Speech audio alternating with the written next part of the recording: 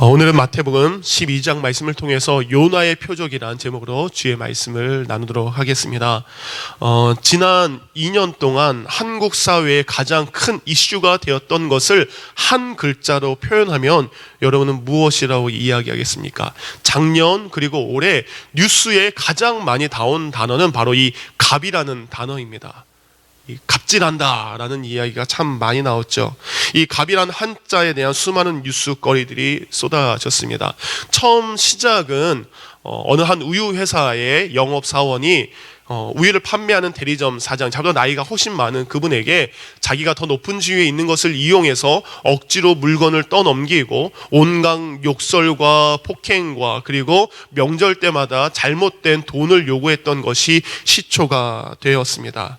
그래서 그 우유 회사를 사람들이 뭐라고 부르는지 아십니까? 조폭우유라고 사람들이 보통 이야기합니다. 여러분 포스코 라면 여러분 라면 상무 들어보셨습니까? 라면 상무는 뭡니까? 포스코라는 포항제철의 이름을 바뀌었죠. 거기에 상무가 미국에서 한국으로 가는 기내에서 비즈니스 클래스는 라면이 제공되는가 봅니다. 퍼스트 클래스죠. 퍼스트 클래스는 제공이 되는가 봅니다. 라면이 나왔는데 라면이 덜 익어서 나온 거예요. 그래서 이 상무가 내가 어떤 사람인데 서비스가 이거밖에 안 돼. 그래서 자신에게 라면을 제공했던 여승무원을 폭행하는 사건이 있었습니다.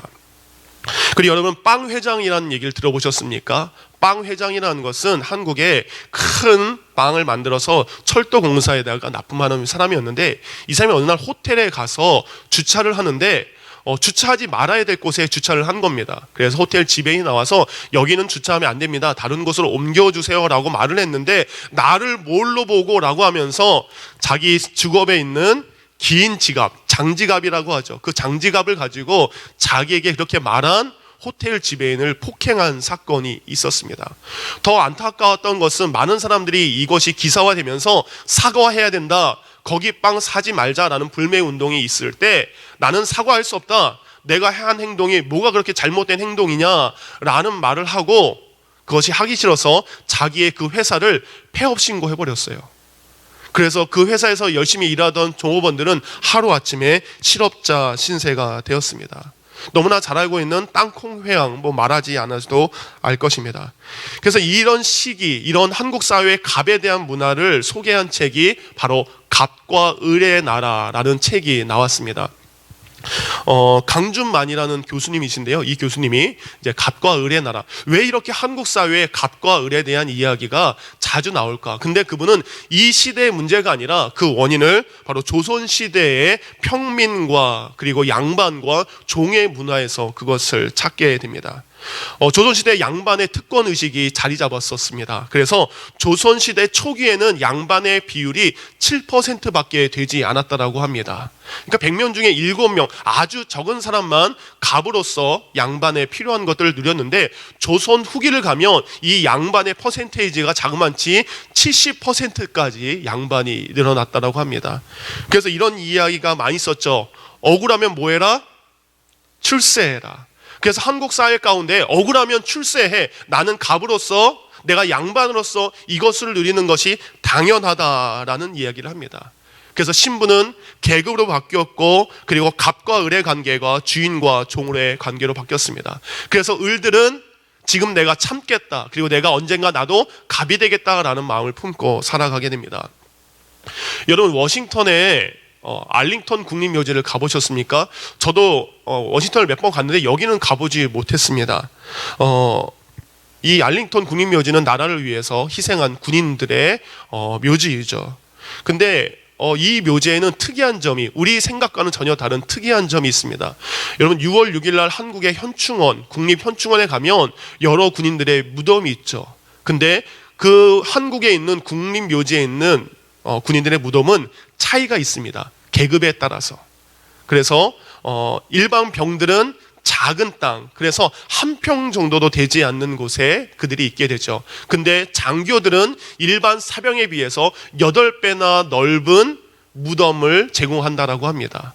그리고 대통령들은 그 8배나 많은 영광급보다 10배나 많은 땅들을 대통령들이 사용하고 있다는 겁니다. 근데 이 알링턴 국립묘지의 특징은 어떠한 사람이라 하더라도, 장군이라 하더라도, 사병이라 할지라도 바로 똑같은 크기의 묘지를 사용한다라고 합니다. 근데 이건 미국만이 아닌 것 같아요. 조사를 해보니까 영국, 캐나다, 호주, 뉴질랜드 이 모든 나라에서 사병이나 장교가 차별 없이 묘지를 사용하고 있다라고 합니다. 근데 한국 사회 가운데 아직도 이러한 여러 가지의 것이 있기 때문에 내가 갑이 되기 위해서 노력을 하는 것 같습니다. 지난 몇 주간 동안 우리는 성경에 존재하는 한 갑과 같은 갑질을 하고 있는 사람들을 보아왔습니다. 그들은 앞에 나와 있는 바로 바리새인들의 모습입니다. 그들은 그들이 가지고 있는 갑의 지위를 이용해서 부와 권력과 지식을 통해서 백성들의 아픔을 보기보다는 자신의 이익을 위해서 살아갔던 사람들입니다.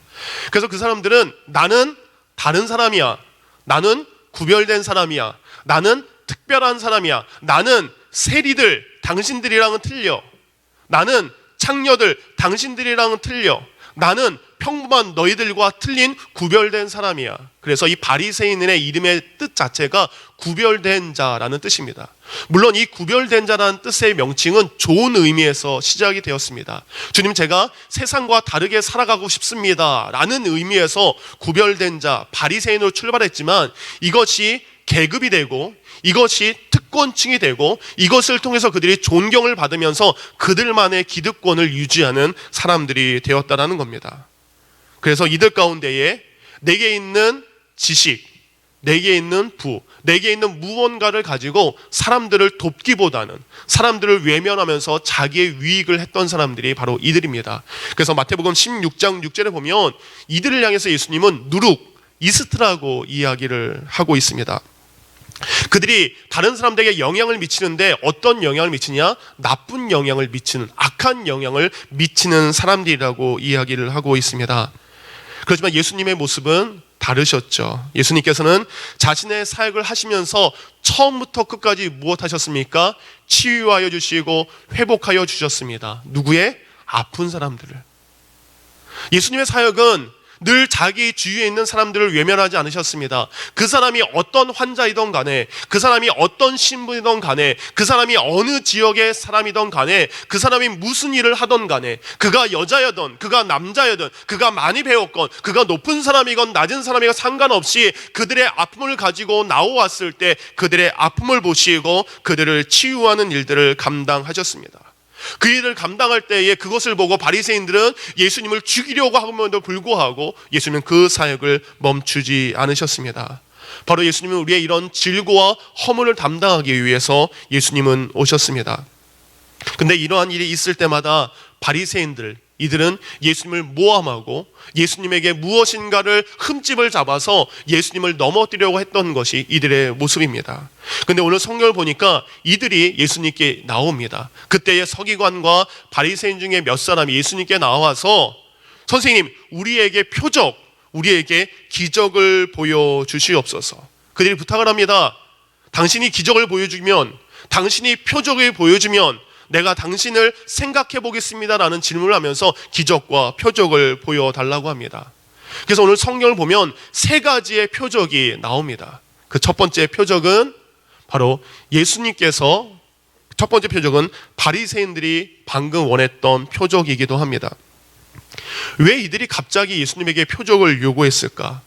유대인들은 그들의 조상 때부터 표적 보는 것을 좋아했습니다. 왜냐하면 그들은 많은 권능과 기적을 봤었던 사람들입니다. 10가지의 기적을 통해서 출애굽하는 것을 보았습니다. 그리고 홍해가 갈라지는 것을 보았습니다. 낮에는 구름기둥, 밤에는 불기둥, 그리고 만나와 메추라기, 그리고 쓴물이 단물로 바뀌는 놀라운 역사를 경험했습니다. 그래서 그들 가운데 이러한 경험을 날마다 체험했던 것이 그들의 신앙이었습니다. 근데 이러한 신앙과 이러한 기적과 표적이 그들의 신앙을 견고하게 했습니까? 그렇게 하지 못했습니다. 애굽을 나온 지 얼마 되지 않아서 그들 입술 가운데 불평하기 시작합니다. 표적을 보고 기적을 보며 기적을 먹음에도 불구하고 우리가 애굽으로 돌아가기를 원합니다. 그리고 모세를 향해서 원망합니다. 왜 우리를 애굽에서 끌어내어서 이 고생을 하게 합니까? 우리가 다시 애굽으로 돌아가서 애굽 사람들의 종살이하는 것이 더 좋습니다라고 그들은 불평과 불만을 합니다. 곧 그들의 신앙은 믿음으로 기적을 체험하는 것이 아니라 기적을 위해서 믿음을 선택한 신앙이 바로 그들 조상들의 신앙이었다는 겁니다. 우리의 믿음, 우리의 신앙도 이와 같을 때가 있습니다. 더 좋은 것을 보기 위해서, 더 많은 것을 내 손에 얻기 위해서 우리는 신앙생활할 때가 있다는 것입니다. 하나님 제게 이것을 주세요. 하나님 제게 이런 기적이 필요합니다. 라는 바리새인들의 기적을 우리도 요구할 때가 있습니다. 우리 뒤에 있는 학생들이 있는데 학생들이 공부하지 않았는데 하나님 내가 A+ 맞게 해주세요. 100점 맞게 해주세요. 기도하는 것과 똑같습니다. 내가 사업을 하는데 비즈니스를 위해서 잘하기 위해서 친절하고 좋은 상품, 좋은 물건을 팔면서 내가 사업이 잘 되기를 원합니다. 기도해야 되는데 그렇게 하지 않으면서 사업만이 잘 되기를 원하는 기도. 내가 직장 생활할 때 열심히 일하지 않으면서 불구하고 내가 더 높은 직위에 올라가기를 원합니다라고 하는 그런 기도. 우리의 아이들이 말씀과 믿음으로 신앙생활 잘하기를 원하는데 내가 아이들에게 정작 말씀과 기도를 가르치지 않음에도 불구하고 아이들에게 믿음의 사람이 되기를 원하는 것, 이것이 바로 바리새인들이 원하는 기적과 표적의 신앙이라는 겁니다. 그래서 이들 가운데 기준은 무엇입니까? 그 기도가 이루어져야 내가 잘되고 내가 성공하고 내가 구한 대로 이루어져야만 하나님을 내가 믿겠습니다라고 하는 신앙입니다. 근데 그것을 이루어주지 않으면, 내가 애플을 맞으면, 내가 사업을 하다가 쫄딱 망했으면, 내가 어느 날 병에 걸렸으면, 그리고 우리 아이가 나를 너무나 속썩이면 그 믿음이 통째로 흔들리게 돼서 하나님을 떠나고 하나님을 등지고 하나님을 외면하는 것이 우리의 신앙의 모습 가운데 한 모습입니다. 그래서 이들을 향해서 예수님은 12장 34절, 지난주 본문이죠, 이 독사의 자식들아라는 무서운 이야기를 하고 있습니다. 곧 이들의 신앙은 자신만 병든 것이 아니라 그 옆에 있는 사람까지 병들게 하는 누룩의 신앙이기 때문입니다. 여러분, 독사는 어떤 존재입니까? 다른 사람들을 해치는 존재입니다. 다른 사람들을 물어서 죽이는 존재입니다. 곧 잘못된 신앙, 잘못된 믿음의 모습은 다른 누군가를 해치고 넘어질 수 있기 때문에 그들 향해서 독사의 자식이라고 말씀하고 계십니다. 그렇다면 우리 예수님께서는 우리가 독사의 자식으로 살아가는 것이 아니라 영광의 자녀로 살아갈 수 있는 은혜를 주셨습니다. 그 영광의 자녀가 되는 것은 무엇입니까? 복음으로 우리가 살아갈 수 있도록 은혜를 주셨습니다. 곧 복음은 표적으로 증명될 수 있는 것이 아닙니다. 복음은 무엇으로 증명될 수 있습니까? 우리의 믿음으로 증명될 수 있습니다. 고린도전서 1장 22절 24절에 보면 유대인들의 신앙의 모습이 잘 나와 있습니다. 다 같이 한번 읽겠습니다. 유대인들은 표적을 구하고 헬라인은 지혜를 찾으나 우리는 십자가에 못 박힌 그리스도를 전하니 유대인들에게는 꺼리끼는 것이요 이방인에게는 미련한 것이로되 오직 부르심을 입은 자들에게는 유대인이나 헬라인이나 그리스도는 하나님의 능력이요 하나님의 지혜니라.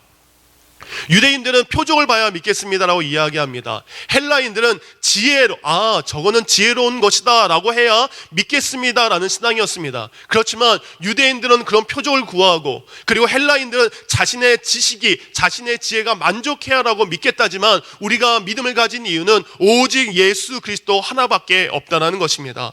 곧 우리에게 가장 큰 표적, 가장 큰 기적은 십자가에 달린 예수 그리스도인 줄 믿습니다.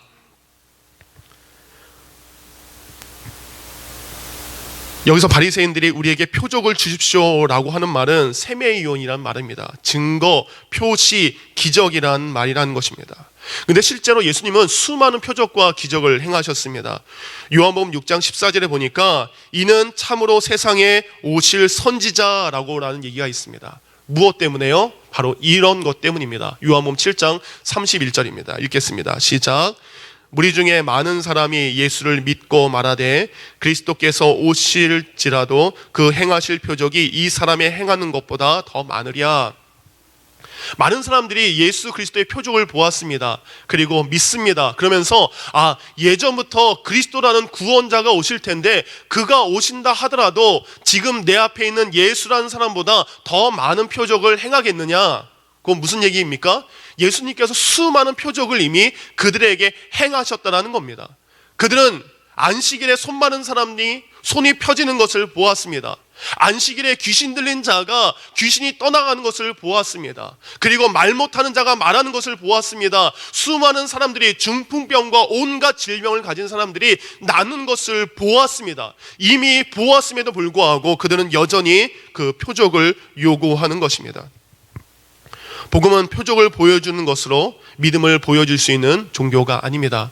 그러기에 우리 가운데에 우리의 믿음은 표적을 보고 믿는 것이 아니라 십자가에 달린 예수 그리스도를 믿는 믿음으로 고백되어져야 됩니다.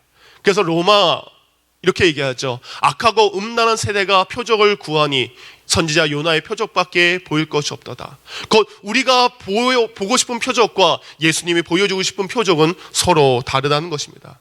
그래서 로마서 10장 17절은 이렇게 얘기하죠. 다 같이 읽겠습니다. 시작. 그러므로 믿음은 들음에서 나며 들음은 그리스도의 말씀으로 말미암았느니라. 우리의 믿음은 들음에서 나는 줄 믿습니다.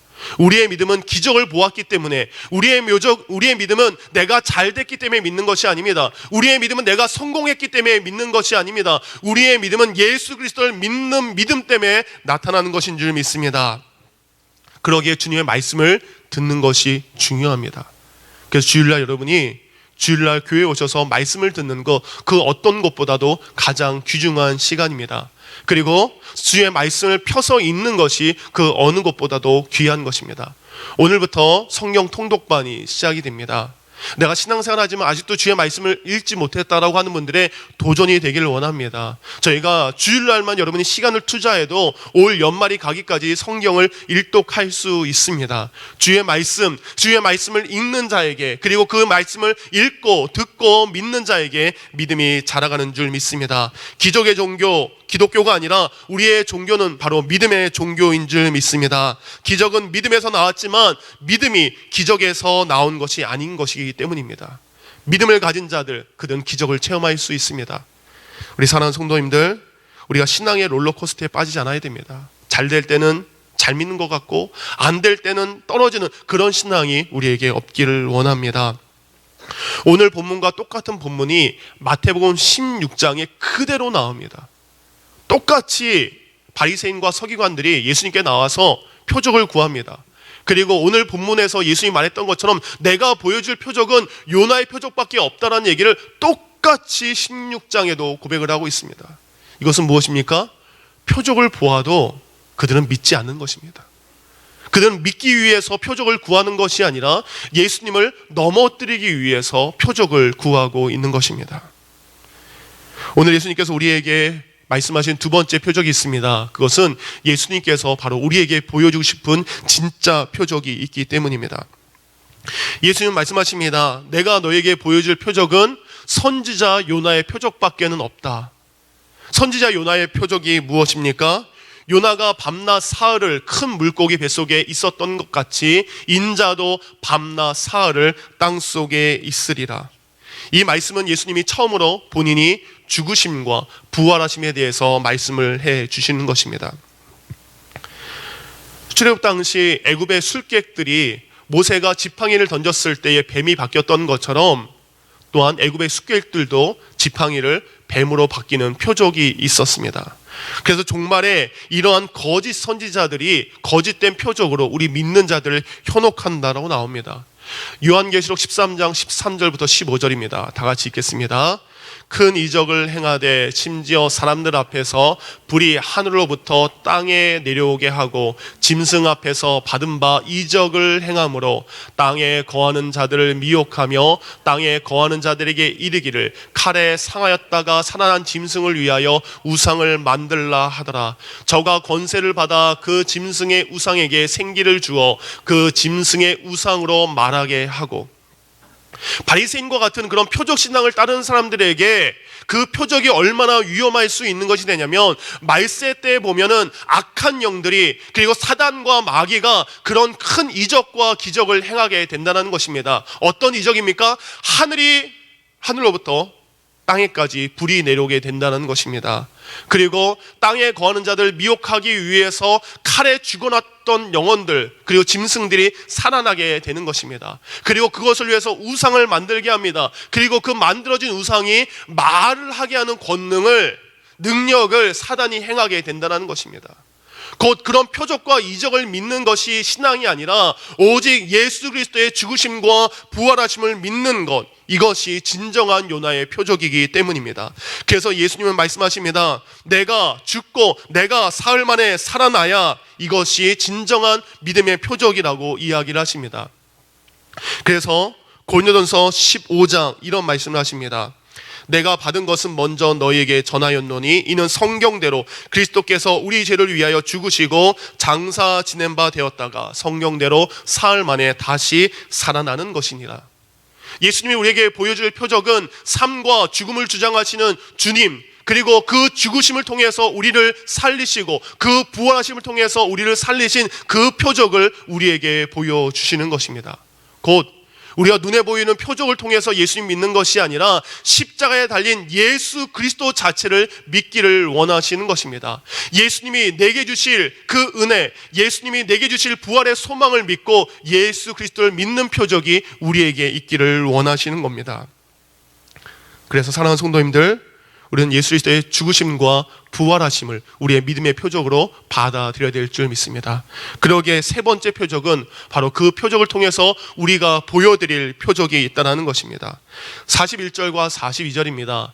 심판 때 니느웨 사람들이 일어나 이 세대 사람들을 정죄하리니 이는 그들이 요나의 전도를 듣고 회개하였으거니와 요나보다 더 큰 이가 여기 있다. 그리고 심판 때 남방 여인이 일어나 이 세대 사람들을 정죄하리니 이는 그가 솔로몬의 지혜로운 말을 들으려고 땅끝에서 왔음이거니와 솔로몬보다 더 큰 이가 여기 있느니라. 예수님은 죄악의 도성이었던 니느웨 사람들, 그리고 그 니느웨 사람들보다 오늘 이 사람들이 더 악하다고 이야기를 하십니다.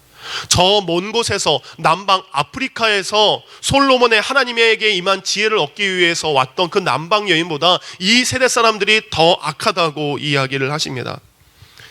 여러분, 요나는 무엇을 했습니까? 그가 한 것은 요나가 성읍에 들어가 하루 동안 외쳐 이르되 40일이 지나면 니느웨가 무너지리라. 하나님의 계획이 있어서 요나는 니느웨에 가서 심판을 선포합니다. 거기서는 어떤 기적도 보이지 않았습니다. 요나는 어떤 놀라운 표적도 보이지 않았습니다. 그가 행한 것은 하나님의 심판에 대한 말씀만을 증거했습니다. 그 심판에 대한 말씀을 듣고 니느웨 사람들이 어떤 반응을 일으켰습니까? 왕고부터 시작해서 모든 백성들이 베옷을 입고 그리고 음식과 물을 마시지 않은 채 회개했던 것이 바로 그들의 모습이었습니다. 곧 예수 그리스도의 말씀 앞에, 하나님의 말씀 앞에 그들은 들었고 그들은 반응했고 그들은 회개했다는 것입니다. 사랑하는 성도님들, 우리가 보여드릴 표적은 그것입니다. 나 같은 사람들을 위해서, 나 같은 연약한 영혼을 위해서 이 땅에 예수 그리스도를 보내신 그 하나님을 믿는 믿음으로 내 삶을 기적으로 주님께 내어드리는 것입니다. 내가 믿는 것이 기적입니다. 내가 주의 제자가 된 것이 기적입니다. 내가 주님을 따라가는 성도가 된 것이 가장 놀라운 표적으로 보여드려야 될 것입니다. 우리가 믿는 믿음, 그것을 보기를 원하시는 것입니다. 표적이라는 것은 눈에 보이는 어떠한 것, 세상의 성공을 말하는 것이 아닙니다. 내가 믿음을 가지고 살아가는 것이 기적입니다. 내가 아픔을 가지고 있을 때 찬양하는 것이 기적입니다. 내가 넘어졌을 때 여전히 하나님만을 의지하는 것이 기적입니다. 연약한 성도, 나도 힘들지만 내 옆에 있는 연약한 성도들을 붙잡아주는 것이 표적이고 기적인 줄 믿습니다. 그래서 예수님께서는 그 표적을 이제 우리에게 보일 것을 요구하시는 것입니다. 사랑하는 성도님들, 우리에게 그러한 표적과 기적이 나타나기를 원합니다. 1971년 스탠퍼드 대학에서 감옥 실험이란 실험을 했습니다. 이 감옥 실험이라는 것은 24명의 대학생들을 선발해서 2주 동안 어떤 사람은 죄수로, 어떤 사람은 교도관의 역할을 감당하게 됐습니다. 여기에 참석한 24명의 미국, 캐나다 사람들은 중산층 이상의 교육을 받았던 학생들입니다.